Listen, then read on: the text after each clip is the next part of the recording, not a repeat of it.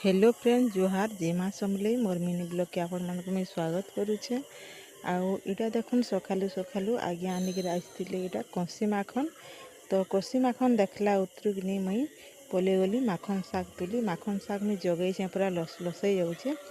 आउ कसी माखन आर माखन शाग किनी बढ़िया लागसी।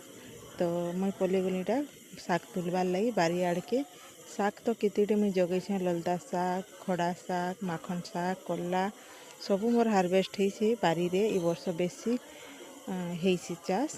आउ शीत मासे माने कार्तिक मक्सी मासे कि माखन शाग भल लागसी। बाकी एंता दिनिया भी मुई जगासी भल लागसी। आउ कि मोर मिनी ब्लॉग के आपण माने बहुत सारा भल पाइबा दौछन आउ दौथिबे भी आके कि मोर विश्वास अच्छे। आउ जेन माने चैनल पहला पहला देखुछन नुआ कर देखुछन भी सब्सक्राइब टे करिक जीवे। लाइक कमेंट शेयर करवाटा बिल्कुल भी नहीं भूलबे। आउ देखुन आनली धोई धुआ कर काटिदेली इटा सबू। आउ केंदी रांधमी जे मुई आपण मानकर संगे शेयर करसी बोलिक भावली। एटा देखुन बने जुड़े मुई तुली थी क्या कर बोले इटा गोटे अकलिया जिनिस बाकी लगवा के निहादे समस्त को टिके टिके देमी समस्ते मिसिक खाएमु। इहादे इ सीजन रे टिके कम मिलसी कि कहूँ तो कार्तिक मक्सी बोले। आउ गोटे जिनिसटे देखुछे देखुन देखुन टा पनखी केड़ीटा गोटे इटा मोर टान हुईसे कि मोर सासू माँ टान हुईसे ताकर सासू माँटा इटा गोटे केन्दा चिन्हाटे आमर घरे अच्छे। तो देखुन मैं पानी जेनता गरम हो गला कसी माखन के काटिक लगे देछे। आउ तापर माखन फुटी सारा पर कि शाग के काटिक रखी थी सेटा के लगे देमी।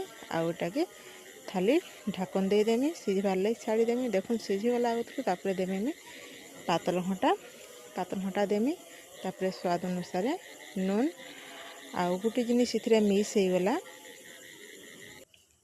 तापर कि लेसुन दे देले पूरा 3 गुण स्वाद बढ़ी आसी। आउ मुई एंता देसी शाग सीझी सारा पर गोटा लेसुन के छेचिकी पकईदेमी पछे परझना देमी। परझनार से लेसुन मुई नहीं दिए क्या कर बोले मगमगे जाऊथवा भी बास्ना पूरा 3 गुण आनी आएबा।